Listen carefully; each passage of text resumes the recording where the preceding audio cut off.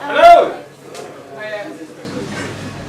Okay, before we start the second half, there's an event here tomorrow night, which is a live streamed event about the theme of dusk, and Barbara's going to tell us a bit about it, aren't you, Barbara? Do you want to come up and tell us? I will be. Are you filming this? Yeah. Yeah.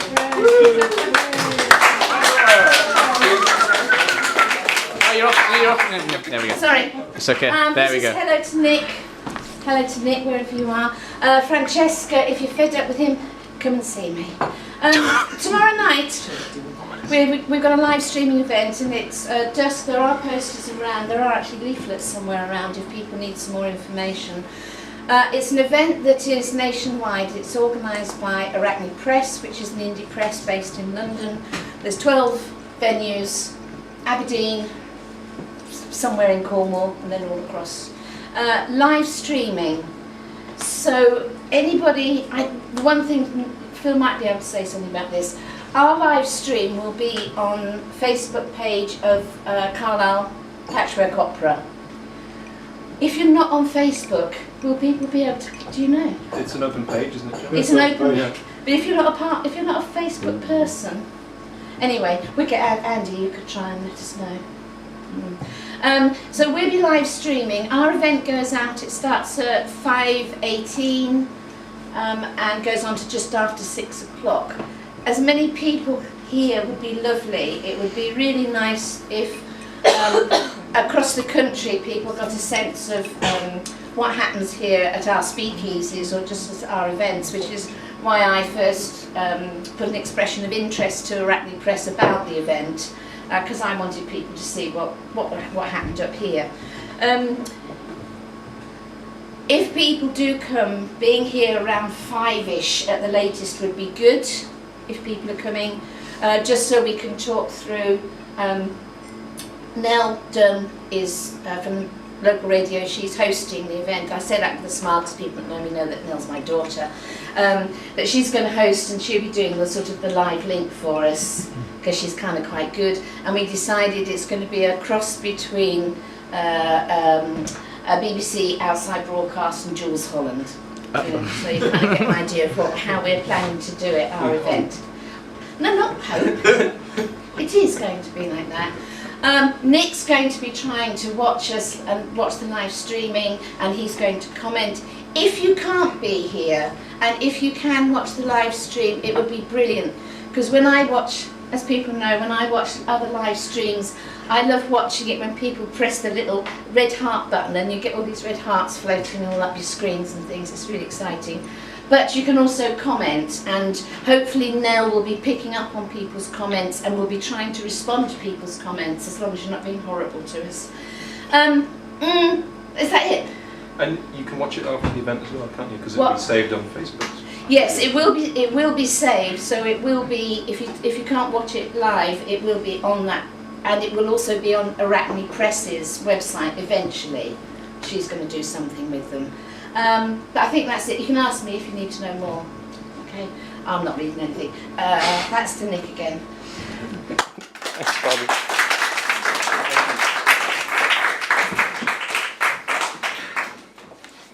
So yeah, that's tomorrow. Back to tonight, okay? Yeah, this one's called Winterland. Sunshine strobes between naked trees. For a moment, before disappearing. Crunch. Leaves frozen under well-heeled boot. Crunch, crunch, crunch.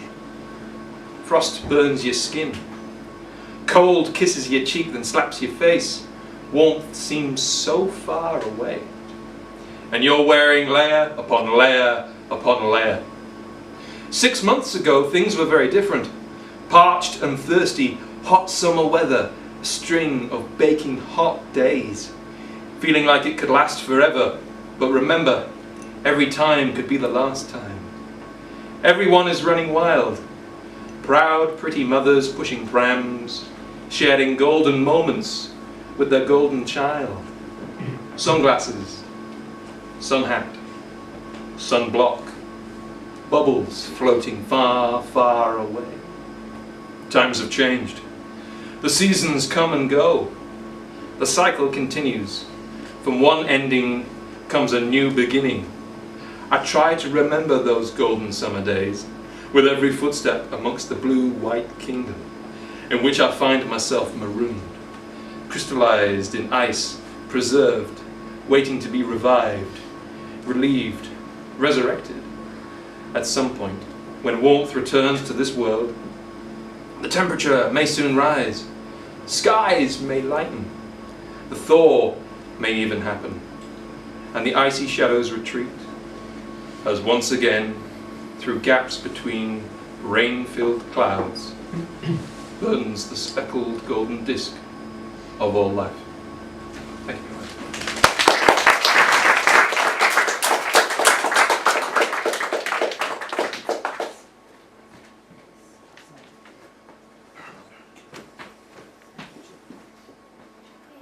Hi, I'm Lou. I'm kind of new here. This is my second time reading out my stuff public. This one doesn't really have a proper title. I wrote it last year when I was just watching a film about a lady with Alzheimer's and how she was changing, and I was thinking about how I changed from when I was quite little. There it is. Pieces of me I've long forgot, people of whom I've never thought. They were me long ago, those people who I hardly know. I thought of them the other day, of when we went our separate ways. The time I left became who I am, the time I turned my back and ran. We looked the same at a glance, but no one really took the chance to find out how we came to be, who I was then, how they were me. But perhaps it's good they didn't ask, because I've never had an answer. Okay, so that's that one.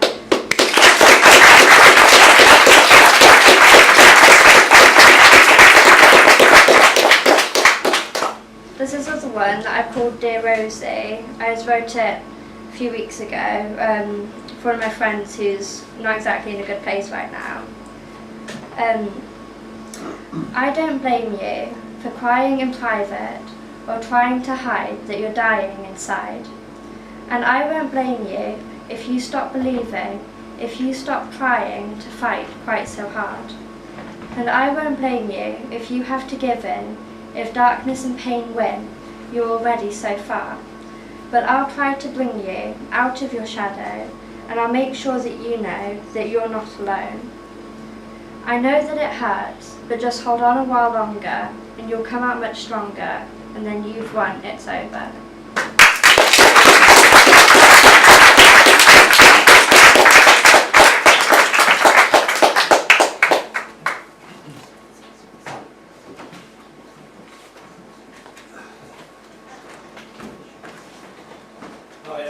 I've got to add, this is a complete surprise because I'm not even a poet and I've never performed. So I'm doing it because if Lou can do it, then this is your Christmas surprise. So this is very short. It's a well-known Japanese format. It goes 5/7/5, so it's long. It's a bit shorter than the preamble.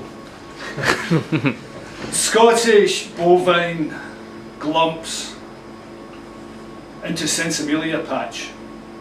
Eats, hoots, leaves, happy. But it's cold.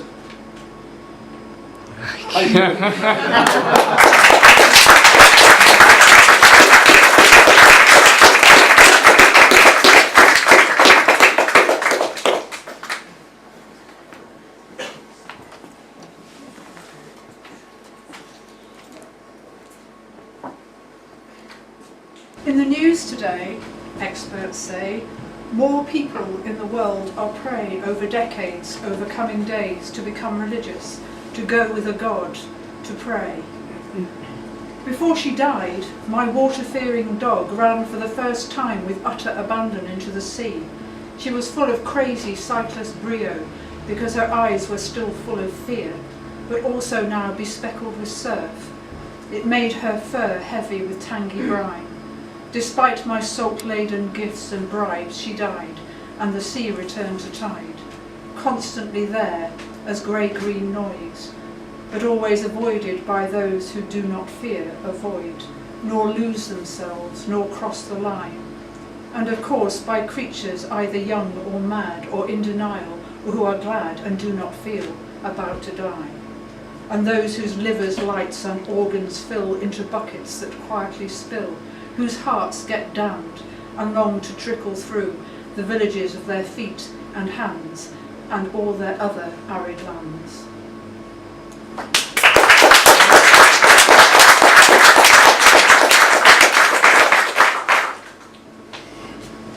I am thinking of writing prose, as I seem to have stopped seeing the poetry in things. Yet tonight a gold half-moon slips like a coin peeking from a pocket's weak seam, and when the wind blows hard and full of sand, as it does habitually and asthmatically here, I think this apartment on the beach has been far out at sea tonight, and more frequently of late, that before I lie with long friends, I will glory first in patched and stippled things, skies of two dun shades, the dappled fish at swim, the rose flakes marrying the shale, the chestnut rolling stream, the flamenco wings of sunning hoopos spread on rocks, the stilled and folded ties of landscape and all its trades, all things that are counter, nouvelle, stingy, strained, whatever is fickle, feckless, swift, all beauty that is recklessly past change, as we take the big red pull, where at the crust there is more iron in the mantle and less dust, and we spin and spin around the rim of crater balls, like death bikers at the wall. I wonder if I will continue with this prose kick after all.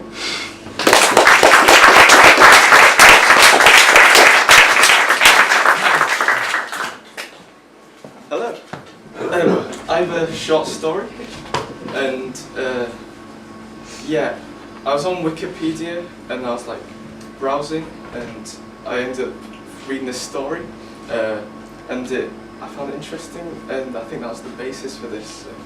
It's called The Final Movement. Terry wanted me to see him. He rang me and said he moved up north and that I should pay him a visit. He sounded excited when I agreed to go.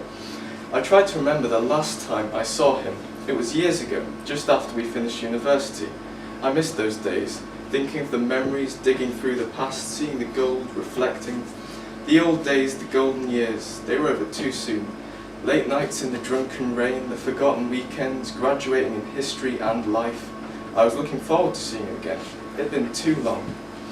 I stepped off the train and I couldn't see him. I stood clueless for a moment. I didn't know this place. Then I heard my name called. Oi, John! John, here you blind git. Terry was a bald man now. He wore glasses and a pot belly was showing, and indeed growing. I laughed at him. He smiled towards me. We walked into a handshake and broke into laughter. The old days felt so close. They also felt distant, buried deeper into the folds of unwanted wrinkles. How are you, Terry? Oh, the usual rubbish, John. Doesn't change. I can't complain though. I can tell you've been feeding yourself well. I laughed. I could say the same for you, Tub Tub, he joked, though he was definitely fatter. You know, I don't recognise you. Is that a new hairstyle? This, he slapped his shiny scalp. Time cut it for me. I tried to chase my youth, I said, but it exhausted me. I can't see it now. We can still catch it up, John. We started walking. Come on, let's go. We walked to his flat. We spoke all the way. He had forgotten the time when he got thrown out the Royal Albert Hall. It was true. He made up some story about me changing some words in his dissertation into mild expletives. Complete fabrication. I missed it. Terry sounded like he did too. As we reached the door, the police siren blared out from a few streets away. Across the road, 3 youths ran with full pockets. I had much to learn about this place. Terry opened the door and invited me in. Welcome to the gaff, John. Sorry it's not spotless, but I have important things to do, and cleaning ain't one of them. He laughed to himself with that same grin. Don't worry about it, mate, you should see my place. Or perhaps you shouldn't. Maybe so, maybe so. He made tea and we sat down. Several moments passed before we said anything. The room was dusty and smelled like a museum. Blinds were half drawn, the fireplace was a cradle of ash. I could tell he was living alone. We sat on the sofa holding cups. I was relaxed. It had a charm about it, like an old library. "John," Terry said, "could I ask you a favour?" "That depends on the favour," I returned. "I must warn you, John, it's unusual." "What is it?" I asked with a tone of slight suspicion. "You don't have to help me, but I would really appreciate it, okay?" I gave him a nod, a slow nod that conveyed absolute suspicion. Terry bent over to reach under his bed. After some straining, he took out an object, no larger than a football, wrapped in a towel. After a pause, my friend said, "This is Haydn." I wasn't sure what it was, or what to think, or why he was telling me. He explained, "The Austrian composer Franz Joseph Haydn." He paused for a moment. "He died in Vienna during a siege. They buried him quickly. After the funeral, gravediggers dug him up. They took his skull. This is his skull, Haydn's head." He lifted the towel to reveal a yellowish, cracking skull, brittle teeth falling out. Why do you have this?" "It's complicated, John. You've got to trust me on this. There is nothing illegal here." I looked at Terry holding the dead man's skull, and I couldn't trust what he just told me. "How did it get here?" "Like I said, mate, it's complicated. Nothing dodgy there." I wasn't convinced. I looked at the head. It looked back at me, through the chasms where his eyes once sat. Symphony started there. His jaw was loose. This was too much. "Is this why you wanted to see me? To look at dead people?" "No, John," he replied. "I want you to help me return him." "To where, Terry? What good will that possibly do?" "He doesn't belong here," he replied. "I need rid of him. He should have stayed in the past." "Is that where the past should be?" I was interested now. "Then why did you want my help? Am I not part of your past? Two must return him just as two took him." "That doesn't mean anything. Why me?" "You were a good friend, John." "Why, Terry? Why? An adventure together for old time's sake?" "Terry, fine. It's not Haydn. I made it up. It's a fake skull. I read the story somewhere. Happy?" I was so angry. He always did annoy me. I remembered that irritating fondness for practical jokes. It was strange how time filtered out things. I stormed out the room and into the toilet. I locked the door and shut my eyes. I decided that I had to leave. I waited a few minutes to think about it. I was then ready. When I stepped out, Terry was there. He gave me my bag and apologised. I took it and left. Didn't look at him once. Walking into the station, I was annoyed. Buying the ticket, getting the train, I was still angry. It'll be another 20 years, I thought, before I could forgive him for that stunt. Haydn's head, that was awful. On the train, passing Lancaster, I received a text. It was Terry. "Sorry, John, I wasn't joking. It's really Haydn." "Nice try, Terry," I replied. "I'm not stupid." He sent another text. "Look in your bag. Next stop, Vienna." An odd fear gripped me by the throat. I lifted the bag from the overhead shelf. It was full. I didn't remember it being so full. I opened the main compartment and, as I put my hand in, felt the rough texture of old bone. I pulled it out, lifted the towel it was wrapped in, and, looking into the hollow eyes, screamed a melody so loud it passed through the entire train.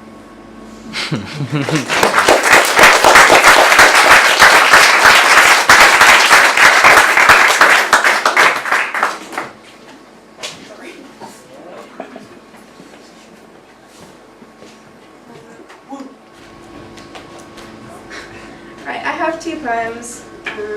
I'm sorry, they're not like remotely Christmas or like winter themed or anything like that, but so this is the first one. It's called The Soviet Music Machine. Auto-tuned static, with almost the emotion of a human voice, feeding its own self-oscillating frequency back into itself, a multitude of sine waves like a funeral waltz for a mosquito, tuned at 5,000 hertz and blind to the macrocosm.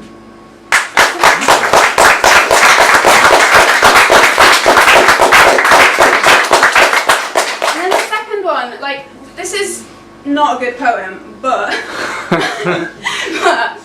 what I did was I got a letter and then I ran it through like 5 layers of like Google Translate, so it went through like 5 different languages, and then it like wasn't remotely political when it went in, but then it came out like sort of political. So I thought, yeah, I'd do this anyway. So it's all nonsense anyway. But this is called the triangular belly of deception. You cheat, you get something. It always happens in the same way. These children play a lot on the market. They're always hitting their shoulders and going over their heads. The price results from the weight of the bag.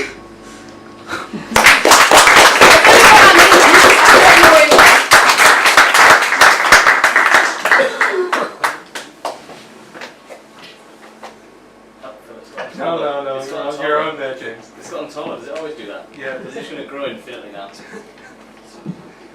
fine. It's just okay. I understand now. I'm Steve, by the way, and got a couple of my own songs for you tonight. Both have a sort of winter theme. The first one is about a snow leopard, and I sponsor a snow leopard through the World Wildlife Foundation, and I'd like to encourage everybody to do that for the price of a cappuccino. £3 per month, you can sponsor a snow leopard, and some of the money goes to an insurance scheme, because the snow leopards will take goats from the local farmers. So instead of rushing out and killing the snow leopard, there's now like an insurance policy where if a farmer loses a snow leopard, they can claim some money to get another goat. So it works really well.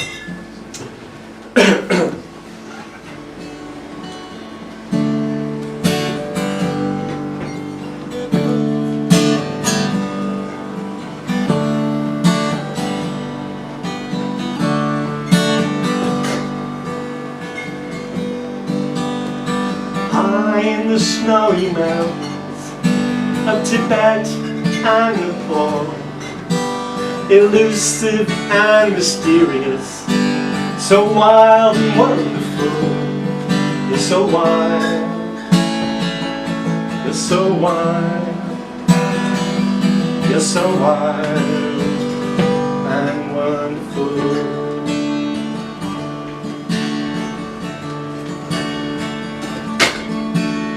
Mother God's her 3 cubs, so soft and beautiful, elusive and mysterious, so wild and wonderful. You're so wild, you're so wild, you're so wild and wonderful.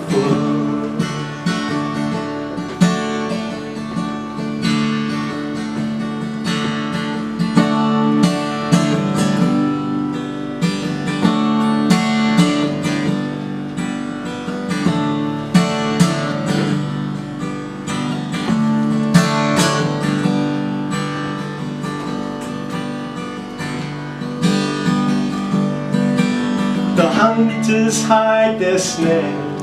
You're so fragile and free, but we will protect you. It's our legacy, 'cause you're so wild. You're so wild. You're so wild and wonderful. No man has the right to take precious life, 'cause you're so wild, you're so wild, you're so wild and wonderful.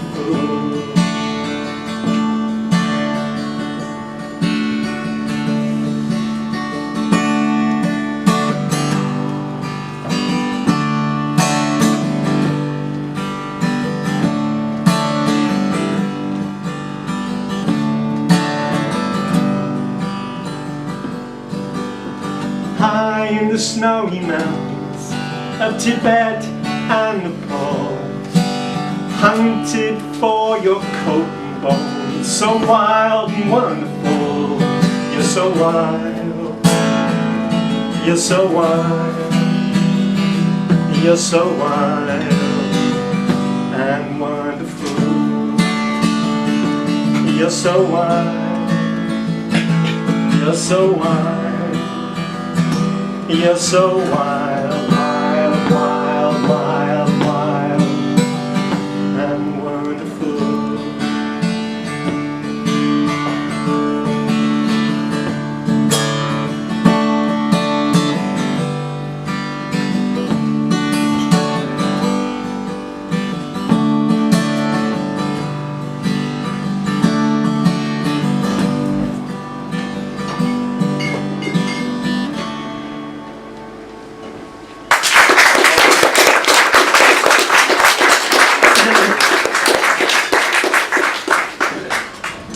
Thanks very much. The second song does have a winter theme because it mentions stone circles, and of course tomorrow is the winter solstice. It's a love song, and what I was trying to say in this song is that in relationships we have to, as we learn, to embrace the positive, the negative as well as the positive side of a person. We call it the shadow. We all have a shadow. So that's what this song is about. It's called You Shine on Me.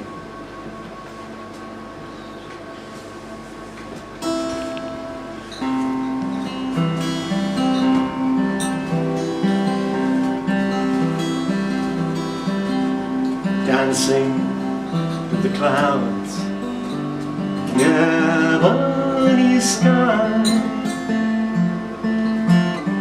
friend of the night owl, ruler of the tide. You shine on me like the moon, jewel of the ocean, reflects silver light. Symbol of passion, goddess of the night. You shine on me like the moon. I've seen your darker side, where the flowers never bloom. You shine on me like the moon.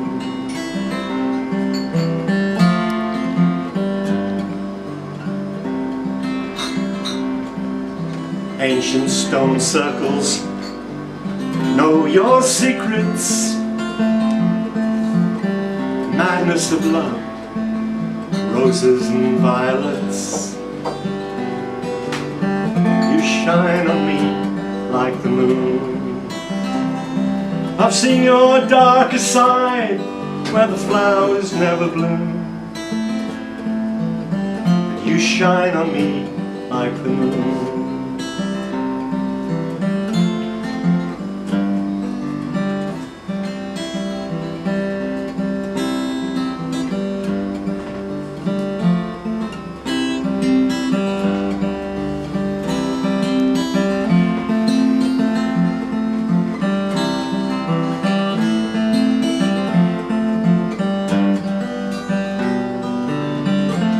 Shine on me like the moon. I've seen your darker side, where the flowers never bloom. You shine on me like the moon.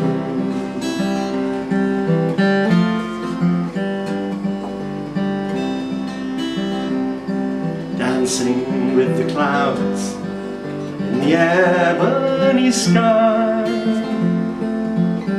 friend of the night owl, ruler of the tides. You shine on me like the moon. I've seen your darker side, where the flowers never bloom. You shine on me like the moon. And I've seen your bright side, as you light up every room. You shine on me like the moon. You shine on me like the moon. you shine on me like the moon.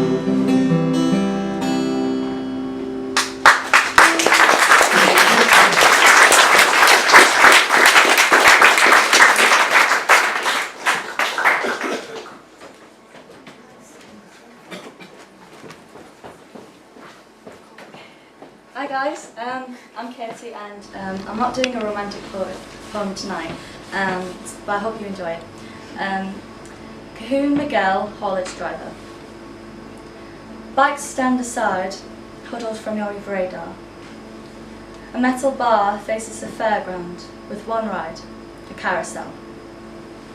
Your jacket is shrugged back on outside the licensed cafe, that's standing off the punters with one bar. A sacrifice on the cross, a green cross of health and jealousy. Hail the king's head with an odd stare your way. You didn't like the coffee shop-sized museum.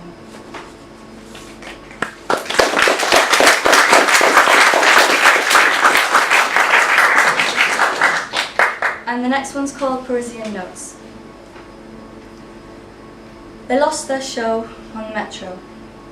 Now he is stone cold, without a glass in his hand to take the chill out and a fire back in. Standing on the platform, the men wonder what happens when the streets darken. No lights but orange, no sound but sirens. One cat hissed. Their street's name is remembered for the choice of its words, each tile tar or pale cream on the other side of the water.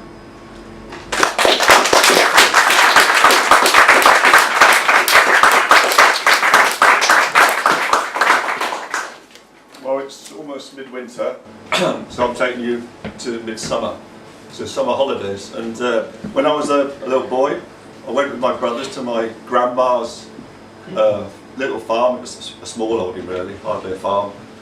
She lived in the Eden Valley, small village, overlooked by Crossfell. And we would go and help out at the neighbour's farm, much bigger dairy farm, where they had a herd of Frisian cows, black and white Frisian cows. And the farmer there had a favourite. There was a cow called Blackie. She was always the last one in the herd as they went up the road past my grandma's farm to the milking parlour. She was always at the back, and the farmer kept her actually much longer than normal. Grew attached to her. She was a very good milker and had a lot of daughters. And we grew attached to Blackie as well. And Blackie actually has kept in touch with me over the years, and she sent me a Christmas card every year now. Here we are. So you can tell it's by a Frisian cow, black and white. And believe it or not, last year she sent me a round robin. Now, I hate round robins, but she wasn't deterred, and this year she sent me another one as well. So I'm going to share that with you. Now, as round robins go from cows, because their day is much the same from year to year, she highlights what's the best for her, and that usually that's been midsummer, and it's morning, it's the walk out of the field, the gates open, out of the field to the farm, up the road. That's her highlight. So here we go. Cow Meadow, Ousby, Cumberland. Now them bloody moles are gone, and sun rises, lifts and chases mist, and moon has done once more. My sisters, keener, younger, tarry at Cow Meadow gate. Now that fetching dog's gone by, remember, I go slow, dignified, quietly through the dew, and not forgetting there's my cud, still plenty time to chew, no haste, always last, never late. Now on clarty, slithery road, up front buttercup, boldest, whilst others slip behind, who couldn't hold their piss today. That's dawdling daisies with, are they? My Mary there, sleepwalking again. She had twins in May. And there goes Eva, sideways tempted, choice delights of hedge and stream, to risk a darting snap at leg or heel. Oh, what's she like? Her OCD, determined, dogged I'd say. You'd best not nip my way, nothing worries me. Now, what of Vera, youngest daughter, in cow pasture, newly born, separated by that man, farmer? What trauma. She were put in the back of that van. I could see her through its open door. I followed, did I follow? I ran. Not good. My udders are still sore. Now, straight on by the Langhorn house, juicy lawn, its cobbled yard, and them same boys, heavy on another year, sat astride the troubling gate. No gawping mind. I glimpsed through bars the trough, the bar, them hulls and barn, inside all mine, every lass and lad. They sup and rub and cough. They'll be missing my milk, don't think I forgot. Our Vera's there, through yon door, asleep no doubt, rumbling on fresh straw, and on the midden, tea leaves, a chicken's head and claw. Now, teat spill we labour all uphill, ignore the churn stand, empty parlour eyes go left, a giddy sniff of hay, no pushing there, each one of us their turn, head down, we could be blind, sure to always find and know our place, that same music playing every day. Now to Christmas, hoping for carols on Radio 3. Don't expect to see Santa, but if he comes, for Buttercup, she's been so good this year, a voucher for 30 minutes beauty treatment or a tickle or scratch behind her ear. For our backsides, fly repellent would do the trick, but not the spray kind for the ozone. We'd like it on a stick. We all like acupuncture. Jackdaws are best for this. Put it in our diary every day. Lastly, less silage. We prefer older, sweeter hay. And a happy new year to you all. Blackie.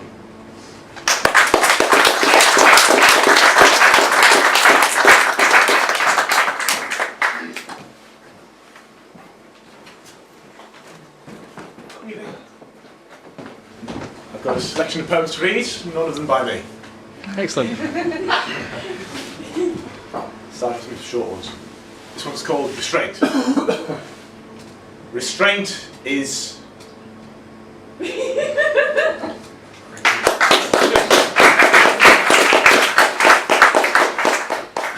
and this one's called Love.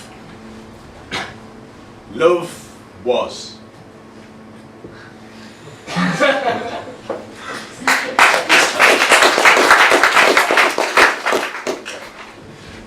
I would have read this one at Halloween, but I wasn't here at Halloween. So. This one's called Spooky, Scary Skeletons. We will all become spooky, scary skeletons in the end. It is inevitable, and all we do beforehand matters not. Thank you.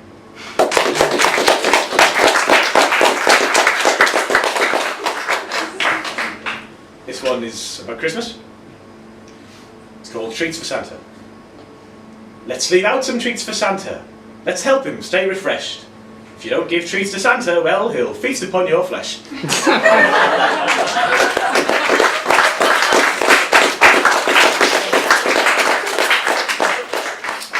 And this last one is the only good one. I tried to write something positive, but it came out morbid, so rather than forbid myself to write anything dark or melancholy, I'll just put a stream out. Perhaps I can gleam with something jolly, not filled with my folly or my hurried, slurry worry. Maybe, if I tried a central focus, write about a locust, perhaps, or a band of educated rats pursued by flying cats with stolen wings of bats. Maybe they could have gang member tats and wear oversized bowler hats. No! Crap! Just tat. Meaning, that's where I'm falling flat. I was writing to distract, to relax my head. I should just go to bed.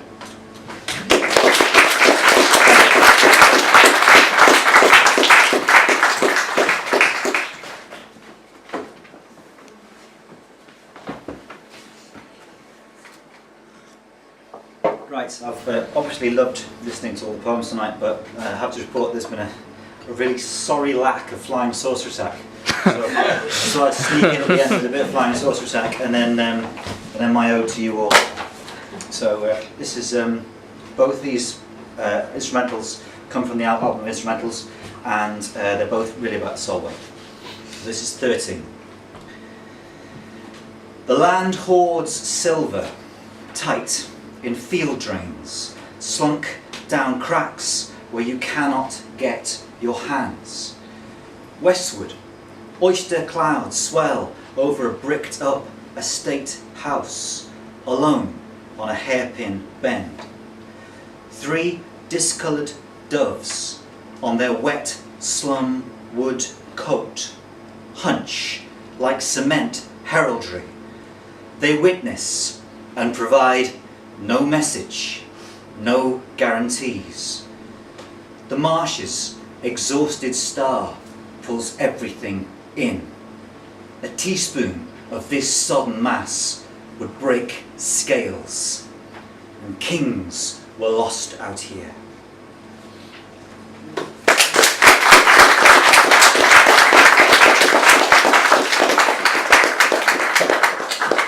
Like everybody else my age, I was terrified, utterly terrified by a set of recordings which you can watch freely on YouTube. It's called Protect and Survive. If you want to scare yourself right and proper, go and watch some Protect and Survive. But I end up thinking about that quite a lot when I'm out at the Solway. So this is instrumental 6. Up close, there is no forever. There can't be. There can't ever be. The receiver is down. The operators have slunk away from their posts. The lines have fallen. The clouds carrying the news are here. Sleep in the din. Sleep in the speckling rain. These are the squalls that tell of coastal invasion, of resistance, of capitulation and collaboration. Eyewitnesses report the falling of the mile castles, the snuffed beacons, gunships creeping up the navigable rivers. We lie low on the salt marsh, listening to the jittering dawn chorus peter out in readiness. We lie in the flood meadows, we lie in the furthest reaches of the watershed. Hear the keening of machines, hear the ductiles rat-tat at their extremes, hear the knocking of the unsnecked doors, watch the muffling of the seasons, interpret the auguries, counsel the bleak leaders. In the hail-pelted bunker, we wait for forages, or for foes, or for returns on our investments. Where was it that you said you came from? How many did you leave there? Did you say someone was coming for us?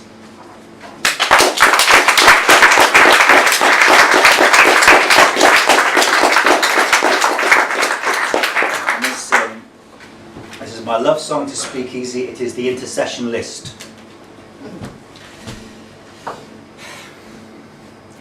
For the serendipitous creation, for the unstratified find, for the word effervescing at the tip of the tongue, for the idea vegetating at the back of the mind, for the brief glory in the dismal, for no pseudo-realism, for the double meaning, for the triple meaning, for the accidental meaning, for the open frontier of interpretation, for there being a wrong answer, for rereading, for repetition, for parallelism, for modernism, for change, for arrest, for rereading, for repetition, for parallelism, for modernism, for change, for arrest, for quatraic octameter, for haiku, not fu, for f, for h, t, t, p, for p, for o, for e, Cummings, for t, for r, for y, for sound poetry, for the sound of sound poetry, for for concrete, for the assonant thrill, for the joy, for play, for all, for the synthesis of unspoken, agreed applause, for a rediscovery, for a little frivolity, for healthy, decent, silent rivalries, for please, no more dark, contemporary, gothic, revisionist fairy tales, for please, No more rhyming poems about horses. For it not being a monologue by a privileged vulgarian actor, for planning the revolution, for stopping the revolution, for end stopping, for glottal stopping, for enjambment, for jamming, for intellectual spamming, for poetry leaflet drops, for poetry pub quizzes, for difference, for similarities, for the daily destruction of otherness by small acts of togetherness, for dizzy realizations of communitas, and for stanzas you dozed off in. Oh yes, you did! But no, I don't know what W.S. Graham is going on about sometimes, but neither do you. But no, I'm not pretending to be gritty. I drink green tea and my cat's named after Miles Davis. For studying Julia Kristeva, for quoting Gilbert and Gubar, for reading Derrida, for having a sense of humour, for intertextually kicking Stuart home. For Stuart who? For exactly. For being myself but not taking myself seriously. But taking it seriously. For every ism, for teaching. For not tolerating intolerance. For extended metaphors, for metonymy. For hendiadys. For appropriate applications of hemistichomythia. For the death of reductive rhyme schemes. For the love of God. For atheistic space. For theistic space, for deterritorialized space, for losing with your eyes open, for breath, for morality, for it only lasting 2 minutes, for it not being another bloody novel that nearly won the Man Booker Prize, for second-hand bookshops, for no wave, for not taxing this reading to make bombs, for the right to sell out and not the right to sell off. For being everything I have ever cared about, for words, for lots of them, for speaking easily about difficult things, for the page, for publishing and being damned, for honesty, for beauty, for it really mattering, and finally, dear God, please, let there be someone there tonight to hear it. Amen!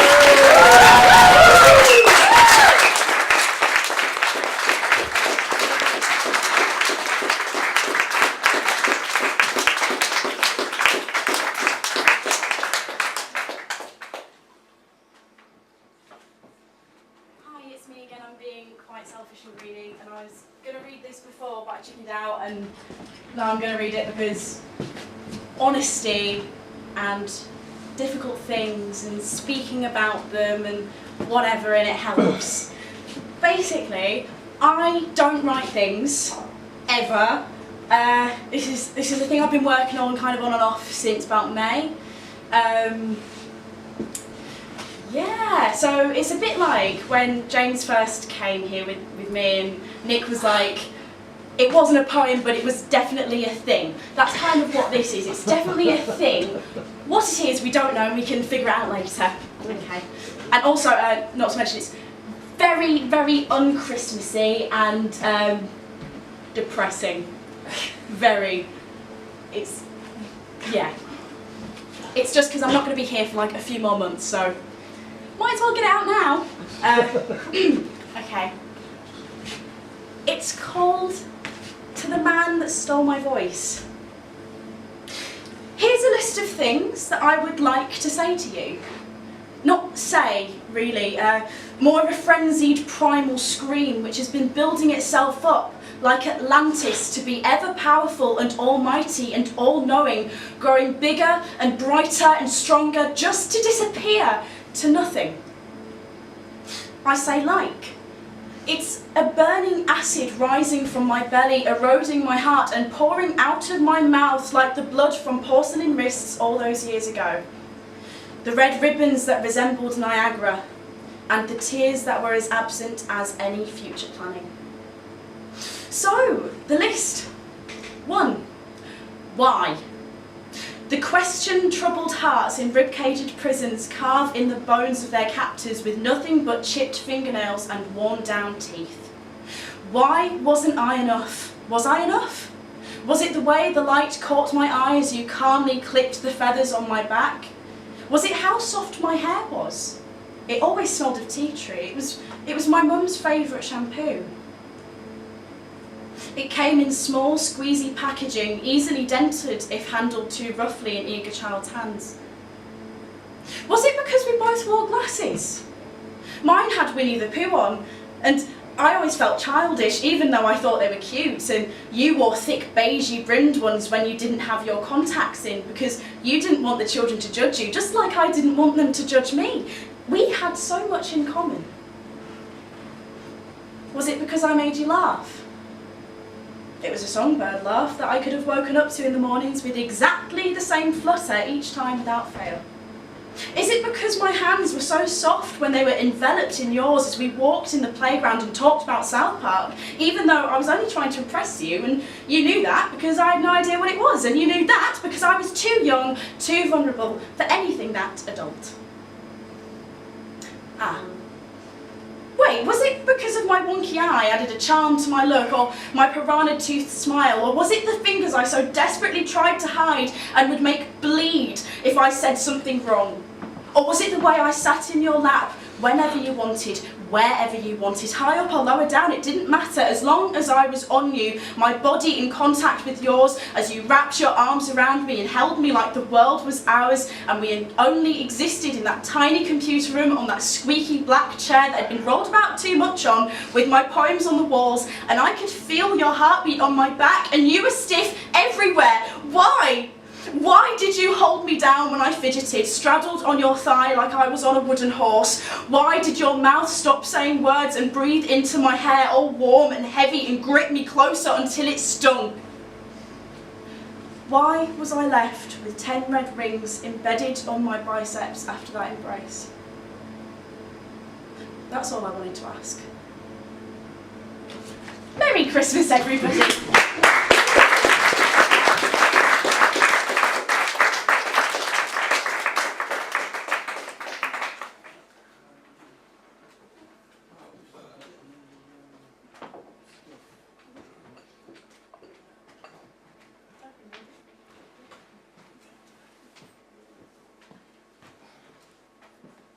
Well, I haven't got a poem this time. I haven't got my own song. I do have a song, but it's not my own. But it's Million Reasons by Lady Gaga. Okay. You're giving me a million reasons to let you go. You're giving me a million reasons to quit the show.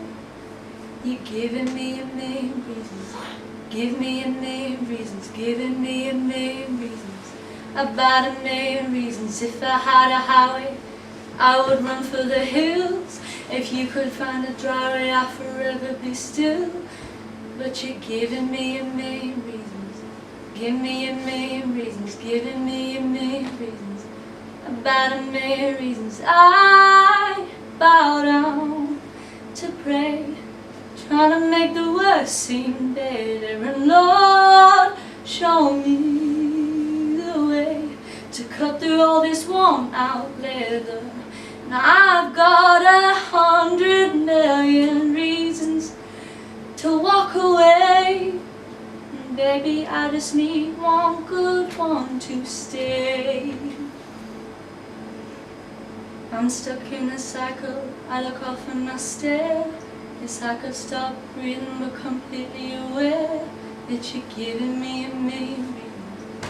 Give me a million reasons, giving me a million reasons, about a million reasons. I bow down to pray, trying to make the worst seem better, and Lord, show me the way to cut through all this worn out leather.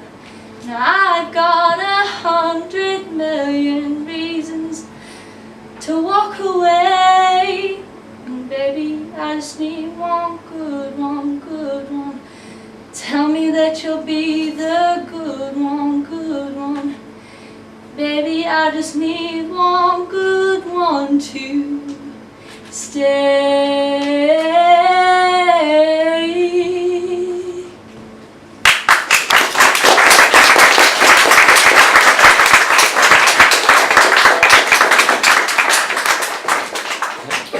Tony, take it easy. Have a good Christmas, man. Yeah, cheers, thank you. Cheers, Tony.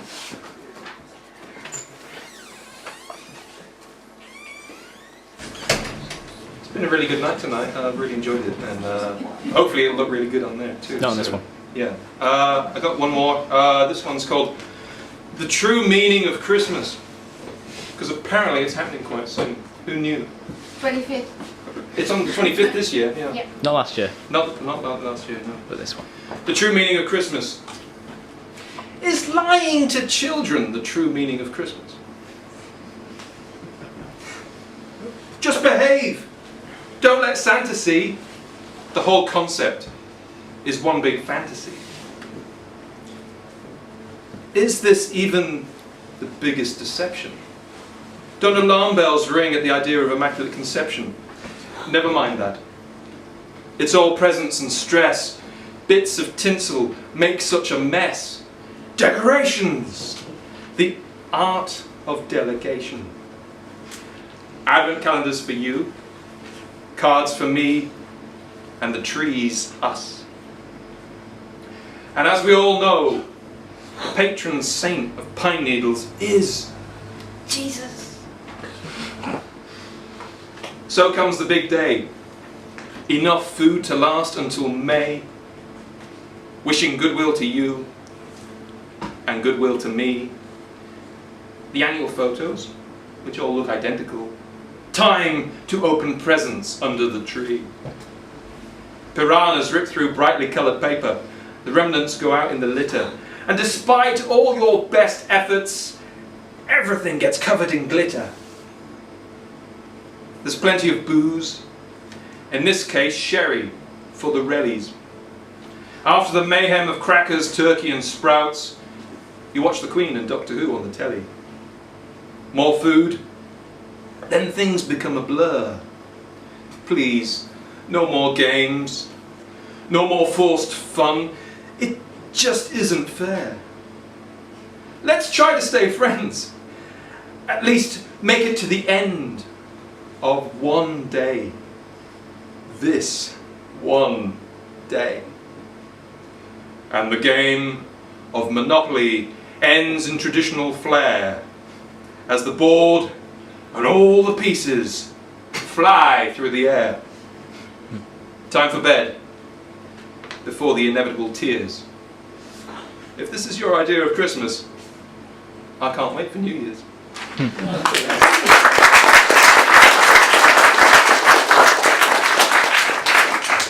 Thank you everyone for coming tonight. Thank you to, let's thank everyone who read. Let's,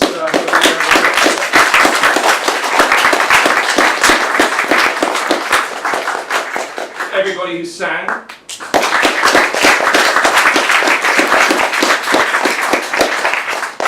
Everyone who listened.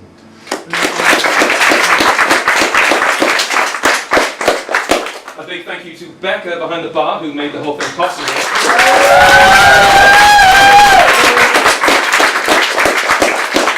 Yes, so, you know, let's all wish... Thank you, James, for filming as well.